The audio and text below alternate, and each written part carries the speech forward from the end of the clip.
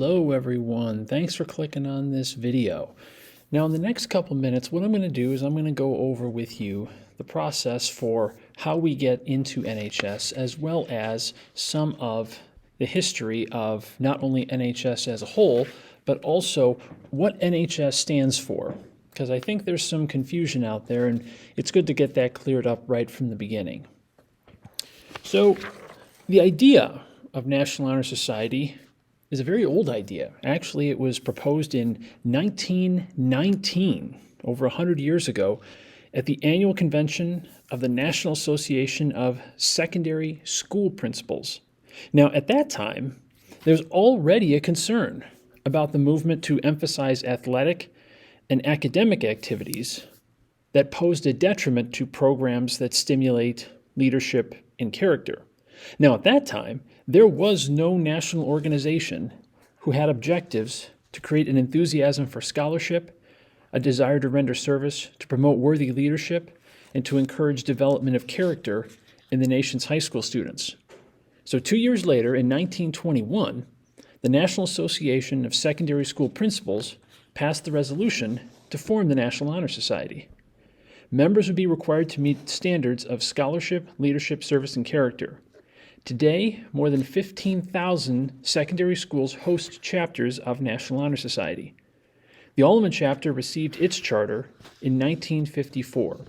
Over 1,800 Alleman students have met the high standards of membership in NHS.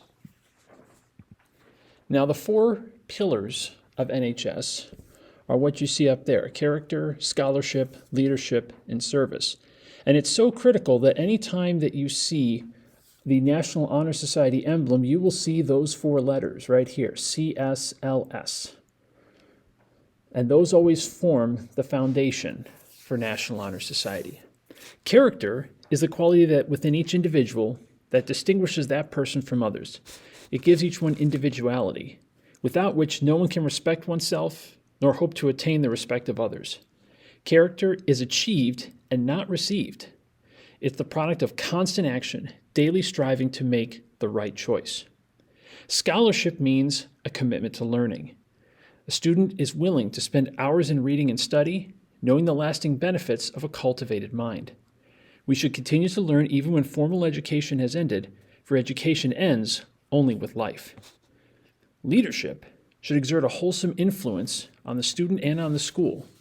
In taking the initiative in class and school activities, the real leader strives to train and aid others to attain the same objective. Service can be described in various ways. In the routine of the day's work, many opportunities arise to help others. Willingness to work for the benefit of those in need without monetary compensation or without recognition is the quality we seek in our members. So these four are what you have to measure up to. Now, the fact that you're watching this video already means that you have reached the first milestone, and that is scholarship. So go on to the next slide. You've already demonstrated a 3.5 cumulative unrounded GPA. So the next step is for you to complete the activity packet that we're going to talk about in a second. Now, once all the activity packets are received, the NHS Faculty Council will meet to look them over and determine if you have demonstrated your commitment to character, leadership, and service.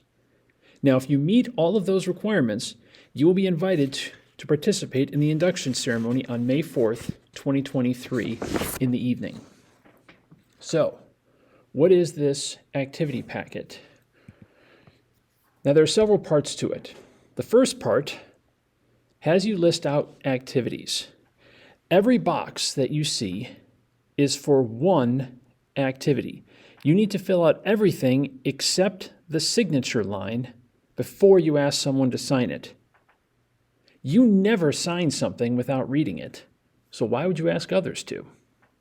Now, teachers have been instructed to give the sheet back if it is not completely filled out. You should have contact information for all your teachers, i.e. their email address, or your advisors. You should have their email address and or their phone number. So if you don't, you should find that out before handing them this sheet. Now, sophomores, you need to be involved in 3, juniors 4, and seniors 5 activities. Now, if you're involved in more than 5 activities, that's great, but we want to focus on your top 5. The idea is quality over quantity here. So we want to be sure that you are involved, but if you're involved in 7 clubs and 3 sports, just pick your top 5. Now, keep in mind that one-time events don't count as an activity. For example, attending dance marathon is not an activity, but being part of the planning and preparation is an activity because it's not a one-time thing. Now, if an adult does not sign it because you're not an active participant, you may ask them nicely why, but you shouldn't hassle them about it because that's not showing character. And instances of not showing character will be reported to the faculty council, and they will take that into consideration when deciding if you are showing character. Now, the other part of your packet are the essays. And these are essays that you need to write for character, leadership, and service. Now, we've changed them over the years, and what we want them to be is kind of a practice for you for your college application essays, because there will be several essays you will have to write in a similar idea. The goal is not for you to give your opinion on how you show these qualities. We want something objective that other people can verify. This means you need to avoid using phrases like I think, or I believe, or I feel.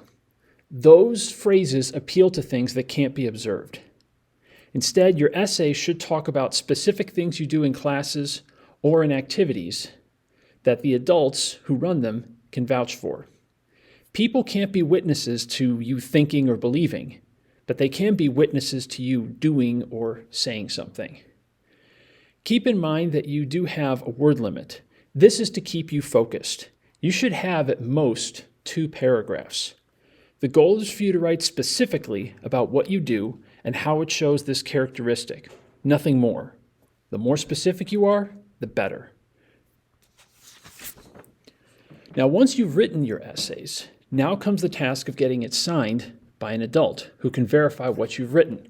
So the bottom of each essay page will have something like this. Now, whoever signs it must be a current teacher or an advisor from the clubs that are listed on the activity page. Now, when you give someone your paper to sign, you have to give them 24 hours to read what they're writing. Just like the activity page, you wouldn't sign something without reading it first, would you? Well, teachers being as busy as they are, they need time to sit and read them. Now remember, you should be writing things that others have witnessed. As Matthew writes in his gospel, you're a light of the world. A city built on a mountain cannot be hidden, nor would someone light a lamp and put it under a basket. Rather, it is placed on a lampstand so that it may afford light to all in the house. In the same way, your light must shine so that you can be seen by others. Keep in mind, if someone has not witnessed something, you can't talk them into it. Okay? The same goes for those who are signing off on your essays. If they haven't seen what you've written, they won't sign it. Now, as people of character, you will rather not get a signature than have someone lie to something that they know is false. So, let me be clear. If a teacher doesn't sign it, that's a sign that they haven't seen it. And if they haven't seen it, then either you need to find someone else who has seen what you're talking about, or you need to think about rewriting your essay. Now, the due date for this is March 6th. Now, if you wait until the last week to fill it out, you won't have enough time to get it in, as adults need time to read what we're signing off on. Students in the past have had problems because they waited to the last minute to get a signature. Keep in mind, life happens. People get sick or go on vacation unannounced, and you can't get their signatures. Now, if you wish to submit late, we will accept it, but the NHS Faculty Council has asked that if you submit late, that you appear before them so that you can explain the circumstances as to why you weren't able to submit on the given due date. Again, we understand that life happens, but if you just let things go until March 1st and then decided, to work on submitting it, that's not going to be viewed favorably for you. Now, after these packets are submitted, the NHS Faculty Council will read your packet and deliberate on how well you've demonstrated your character, your leadership, and your service. Now, one thing to keep in mind, NHS is not a club. This is a voluntary organization, but to be part of it is an honor. You choose to enter, and you are free to leave. But this also means that if your behavior is not in line with character, scholarship, leadership, and service, then that behavior is taken as an indicator that you don't wish to remain in NHS. And as such, you can and will be dismissed. Many have the idea that because you get into NHS, you can't be dismissed. But really, it's your behavior that keeps you. To be part of NHS, it also means that you wish to take part in monthly after-school meetings and quarterly service projects. As these are part of NHS, if you don't participate, that also means you don't want to be in NHS. Now keep in mind, our meetings are very short, so please keep your Monday afternoons after school open, and whatever sports or jobs you have, we'll get to them. But remember, you need to be part of what NHS is and what it does. And then finally, as those who uphold the standards of character, scholarship, leadership, and service, you're seen by faculty as students who can be expected more from. You've made the choice to be recognized, and with that comes the responsibility of standing out as character-led students who lead and serve. So, where do I start? Here are my recommendations. First, start thinking about which activities you want to list out. Do you have the adult leader's contact information? Do you know for sure when you can get their signature? Can you get their signature in the next couple weeks? And most importantly, do you have backup activities to list in case you can't get a signature? Now, if you don't, that's a sign that you need to make sure that you get these signatures right away. Now, next, you want to think about what you do that shows character, leadership, and service. Now, you remember to think specifically about what objective actions other people have seen.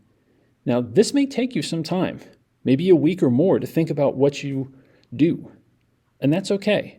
Give yourself that time to think it through. Now, you don't need to pick up a packet right away, but you are welcome to do so. Packets are available in my room at any time. You can pick up the entire packet, or you can take individual pages as you need them. Keep in mind, don't staple the packet until you're ready to turn them in, because you have to give individual pages to different people. And you don't want to be tearing out staples and then restapling them. Makes the page fall apart, and that doesn't look good. So hopefully, this has given you some idea of the process for becoming a member or remaining a member in NHS. Now, if you have any questions, please reach out to me at jboudreau@allmanhighschool.org, and I will answer them right away. Thanks for watching.